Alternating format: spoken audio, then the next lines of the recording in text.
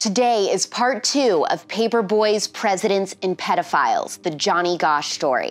Adult content warning and listener discretion is advised. I'm AlexClark, and this is POPlitics.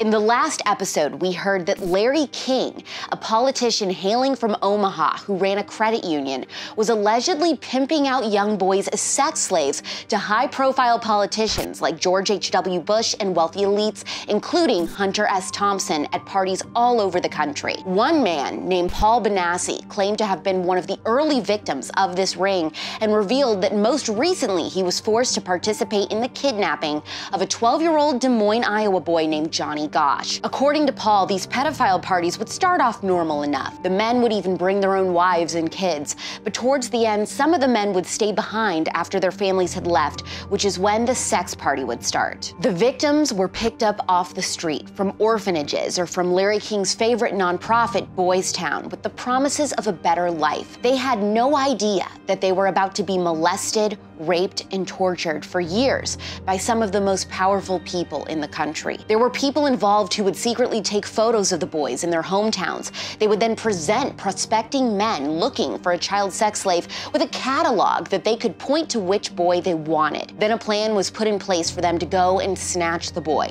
This is what many investigators believe happened to Johnny Gosch. Noreen Gosch, Johnny's mother, said, "What my son was involved in was an organized kidnapping. It was not a random kidnapping. They knew who they were coming after. They had photographs of him ahead of time. I know this because a neighbor of ours saw Johnny being photographed on his way home from school 2 weeks before the kidnapping. The car had out-of-state plates, and the man leaned out the window and had a very long telephoto lens. The neighbor had reported it to the police. The police said it's not a crime to take pictures." Paul Benassi, who was only a few years older than Johnny, was in the back seat of the car when Johnny was kidnapped on his early morning paper route. They used Paul to talk to Johnny so that Johnny would get close enough to the car that they could grab him. During the course of the investigation, Johnny's parents, John and Noreen, were warriors, doing absolutely everything they could to find their son. They even had one private investigator go to a child auction outside of Houston, Texas, where they hoped Johnny would walk across the stage so they could buy him back. Their investigator saw 26 boys walk across the stage in just their underwear and a number hanging around their neck on a string. There were buyers not just from America, but all over the world who left with American children. If you think that's one of the craziest parts of this story so far, that is nothing compared to what else I'm about to tell you. A few years after Johnny disappears, Noreen Gosch goes to John DeCamp's office in Lincoln, Nebraska to talk about the case. When Noreen walks into his office, DeCamp says, "Noreen, it's so great to see you again." Noreen says, "John, I've never been to your office before." And DeCamp says, "Well, sure you have. You and your husband came here in '88 or '89, and we all went to the prison to talk to Paul Benassi." When Noreen insists that she has never been there, John DeCamp asks his secretary if she remembers John and Noreen Gosch visiting them. The secretary says that she remembers seeing a woman very similar to Noreen, but that she was in fact a completely different person. Turns out, John Gosch had set up a phone number and a fax number in '88 or '89 where John DeCamp was supposed to call with case updates, and he was instructed to never call the main phone line at the Gosch residence and disturb Mrs. Gosch. Now, why would John Gosch do this? Noreen has no idea, but it has raised a lot of questions in regard to her ex-husband. What did he know? Why did he need an imposter to pretend to be Noreen? What was John hiding?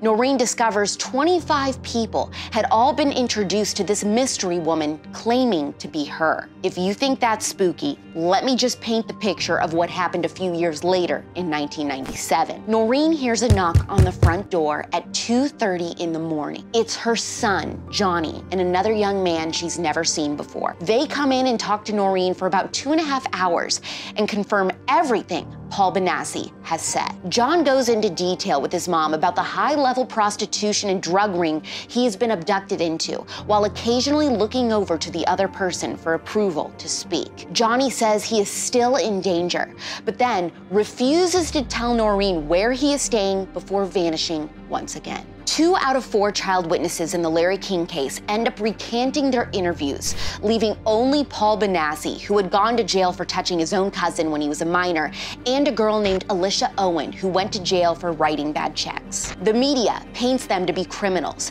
and there's no way that they would be seen credible to the jury. According to the podcast Sword and Scale, despite the indictments of 2 prominent people in the Omaha community, and between 70 to 90% of the population of Omaha believing that a cover-up had taken place, those that had testified and not recanted their story were charged with perjury. Alicia Owen with 8 counts and Paul Benassi with 3. The FBI tries to get one of the 4 people to testify against Alicia Owen, and when he grows uneasy about it, his brother dies under mysterious circumstances. Alicia Owen is sentenced to up to 25 years for perjury, seemingly as a warning to any other potential witnesses. Larry King accepts a plea bargain for a 15-year sentence, 10 years less than Alicia Owen. He even ends up serving less than 10 years before being released. Allegations of sexual abuse were kept out of King's trial completely and only focus on the money from his credit union. To this day, Noreen Gosch is still looking for her son. In 2006, 24 years after Johnny disappeared, Noreen received photos of young boys bound and gagged on her doorstep. It was determined that all of the children except one were accounted for and not victims of sexual abuse. The one child not identified, Noreen believes to be her son Johnny. Johnny Gosch was one of the first missing children to ever be depicted on a milk carton, and his mom Noreen established the Johnny Gosch Foundation in 1982, where she would visit schools and seminars about sexual predators. She lobbied for the Johnny Gosch Bill, state legislation which would mandate an immediate police response to reports of missing children. In 1984, the bill became law in Iowa, and similar or identical laws were later passed in 8 other states. Noreen Gosch has testified in Senate hearings about organized pedophilia rings and testified before the U.S. Department of Justice. Today, you can see Johnny Gosch's red wagon displayed at the Iowa State Fair. Johnny's story is a cautionary tale reminding us of the darkest sides of humanity. It reveals the hard truth that we can't always trust that government officials have good intentions, especially when they exercise power in its worst form, which, in this case, was against society's most vulnerable, children. I have such a heart for children, and I hope that by telling the story, it will shine light on the lives of children who are abused. I also hope that this story informs people to know the signs. If something doesn't look right, if a child appears to be in danger, speak up. If you feel a calling to help missing children, go to missingkids.org. If you're a victim of child sexual abuse yourself and want to talk to someone about it, call 800-656-HOPE. I hope you enjoyed this special 2-part Pop Doc. If you did, make sure you hit the heart button.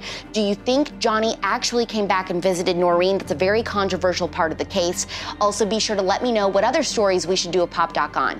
Share this to your Instagram story, and please hit the save button. We're back tomorrow at 4 p.m. Eastern, 1 p.m. Pacific. I'm AlexClark, and this is POPlitics.